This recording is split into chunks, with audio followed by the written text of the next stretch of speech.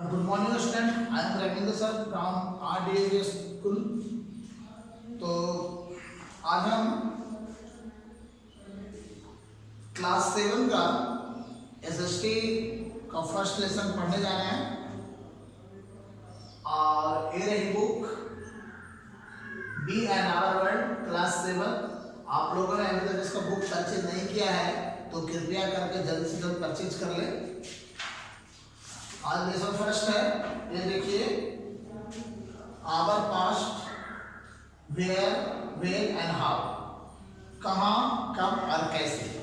ये हिस्ट्री का first lesson है और इसमें बीते हुए समय के बारे में हम स्टडी करेंगे।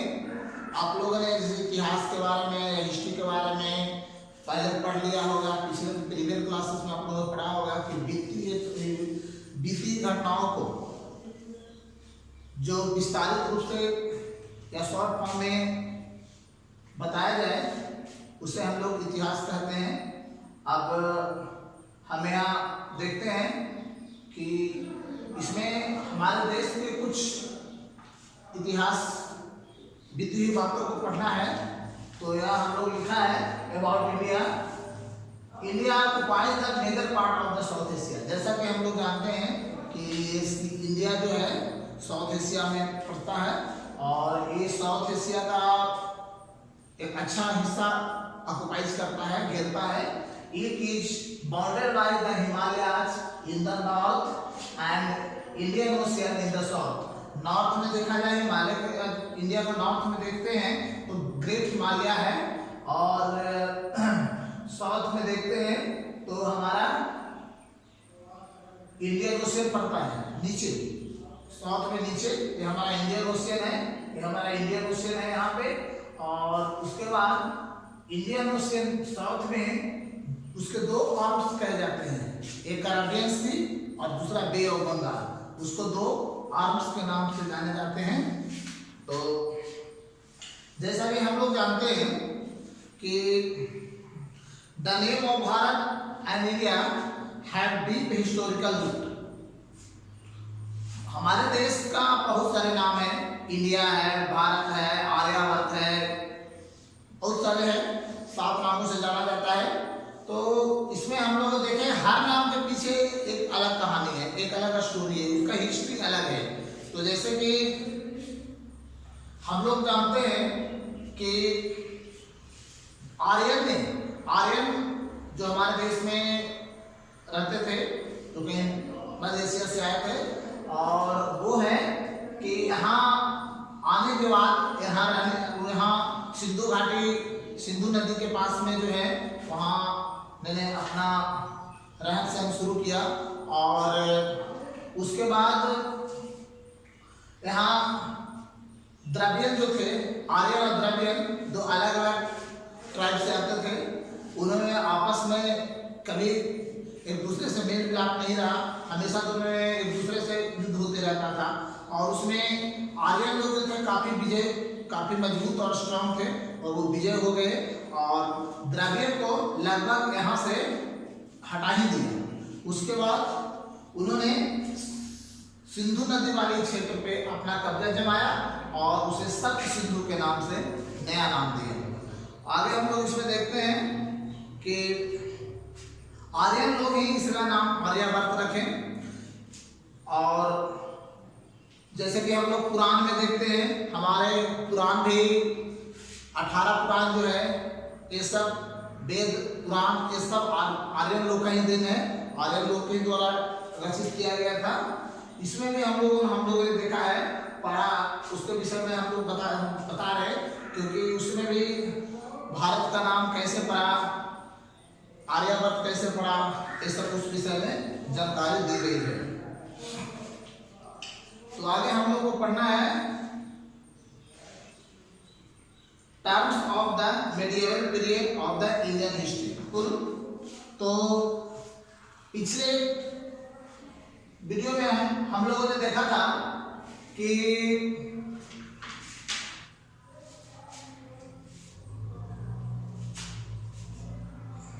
इंडिया का जो है अबाउट इंडिया के बारे में हम लोगों ने पढ़ा था और देखा था कि इंडिया जो है एशिया, साउथ एशिया का एक मेजर पार्ट जो है लेता है, छीनता है और उसको ग्रहण करता है, और उसके विषय में हम लोगों ने पढ़ा था। अब हम लोग को आगे पढ़ना है, कुछ पॉइंट्स दिया हुआ है कि हमारे देश का, मैंने ये बताया था कि हमारे देश का 7 नाम दिया गया है। तो भारत है, जो इसमें भारत के नाम लेकर के 2 आपके जैसा कि बुक में दिया हुआ है, कुछ मतभेद है कि कुछ लोगों को कहना है कि भारत का नाम जो है, भारत नाम हमारे देश का भरत नाम के राजा जो दुष्यंत के पुत्र थे उसके नाम पे पड़ा है। लेकिन कुछ ऐसा मार्कंडेय पुराण और वायु पुराण के अनुसार जो है उसमें लिखा हुआ है कि रवीश सन ऑफ रवीश, भारत जो थे वो रवीश के पुत्र थे जो मनु के संबंधित थे। लेकिन कहीं पर मिलता है कि दुष्यंत के पुत्र थे। तो ये दोनों बातें अलग अलग जगह पे लिखा हुआ है। अब हम लोग आगे देखते हैं कि Aryan, the largest community of Aryan, Aryan का एक बहुत बड़ा कम्युनिटी जो था वो सप्त सिंधु में निवास करता था, वहां पर अपना जीवन यापन करता था।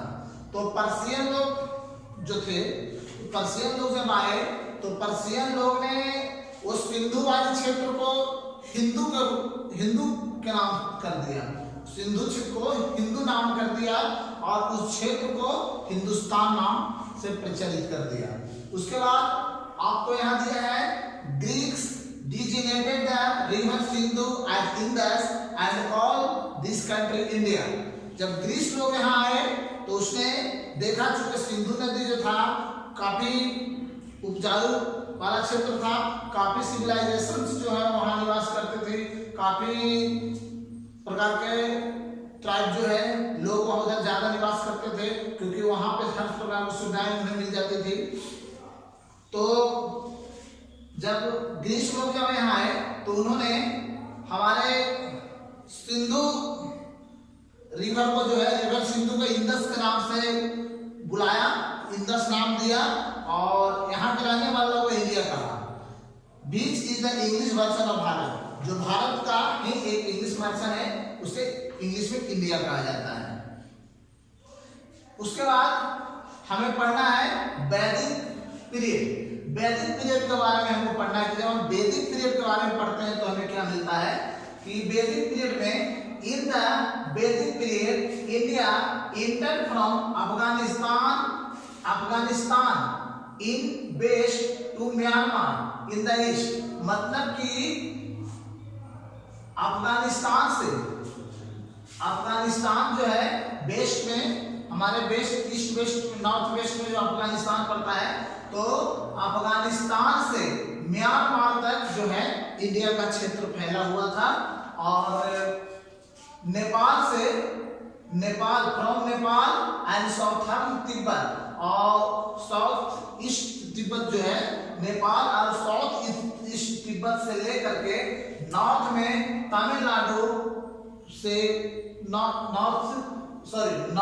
From Nepal and southern Tibet से लेकर के नॉर्थ में नेपाल एंड साउथर्न तिब्बत से लेकर के तमिलनाडु, साउथ में तमिलनाडु तक फैला हुआ था। The country was divided into 5 major region. उस समय हमारे देश को वैदिक पीरियड के अनुसार या वैदिक पीरियड में हमारे देश भारत को मुख्य 5 पार्ट में डिवाइड किया गया था। वो पांचों पार्ट यहाँ दिया गया है। पहला है उदीच्या, दूसरा है प्रतीच्या, तीसरा है मध्यादेश, चौथा है प्रच्छा और पांचवा है दक्षिणापात, जो दक्षिणापात के नाम से जाना जाता है। इसमें खासकर म्यांमार को, जो म्यांमार है, म्यांमार को दक्षिणापात के नाम से जाना जाता है। तो ये वैदिक पीरियड में हमारा जो है हमारे देश को इस 5 क्षेत्रों में डिवाइड किया गया था, 5 पार्ट में डिवाइड किया गया था। और आपका वो जो मॉडर्न पार्ट है या मॉडर्न इंडिया है वो काफी इससे अलग है, एक वैदिक पीरियड की बात है। तो आज हम लोग इसी ये देखा कि वैदिक पीरियड में हमारे देश कितने पार्ट में थे और आर्यंस के बारे में कुछ पढ़ा। तो आगे हम लोग को पढ़ना है महाजनपद के विषय में, क्योंकि वैदिक पीरियड के बाद जो बदलाव आया उसके अनुसार फिर से भारत को 16 महाजनपदों में बांटा गया। वो चंद्रगुप्त मौर्य के समय में था, उससे पहले भी था चंद्रगुप्त मौर्य के, वो 16 महाजनपदों में बांटा गया था। आगे हम लोग उसके जनपद के बारे में पढ़ेंगे। Welcome students in my class. तो पिछले बार हम लोगों ने पढ़ लिया था वैदिक पीरियड के बारे में।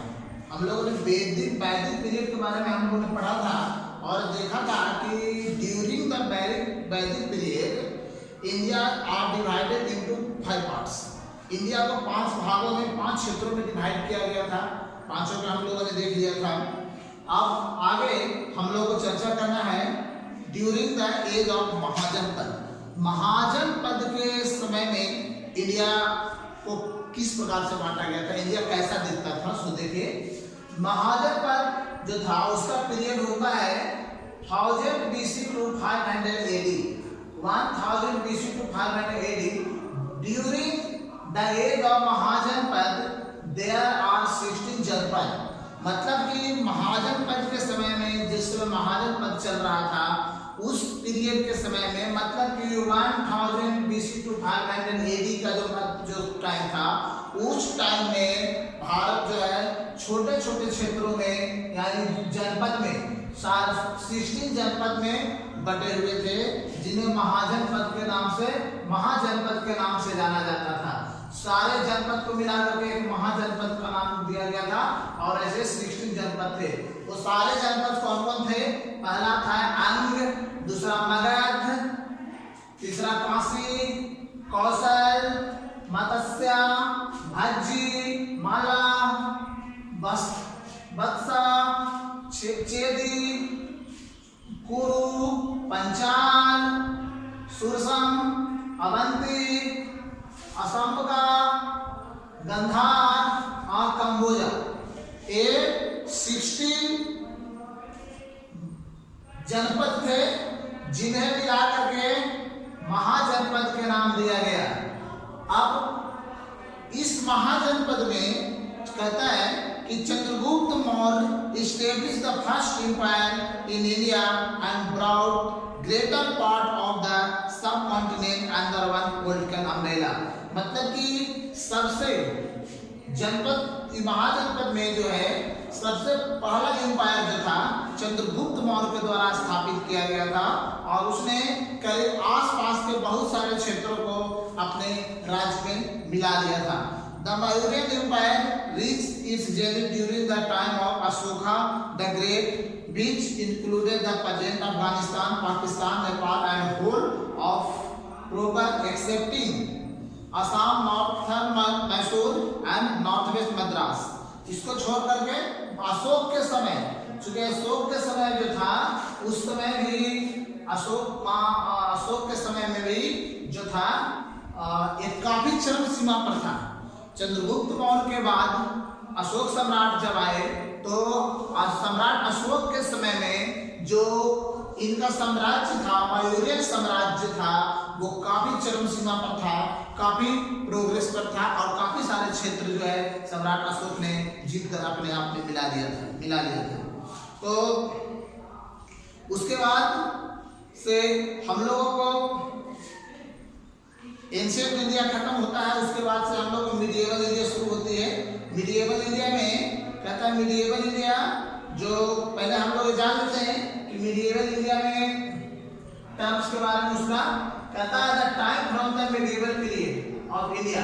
Medieval period in India began around the 8th century AD and continued up to the 18th century।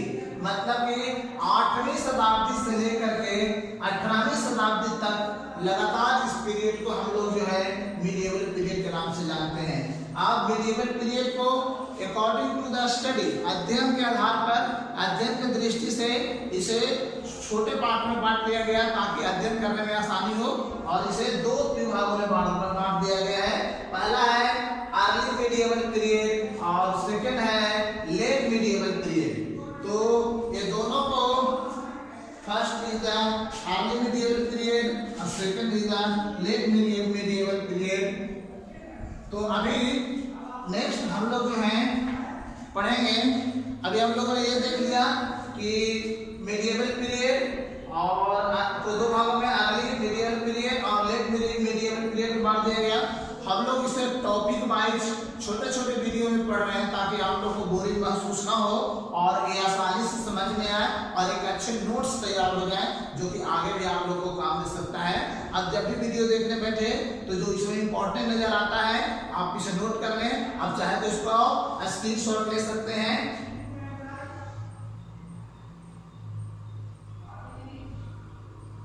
ठीक है, तो आप इसको बार बार इस वीडियो को देखिए, सुनिए, पढ़िए, समझिए।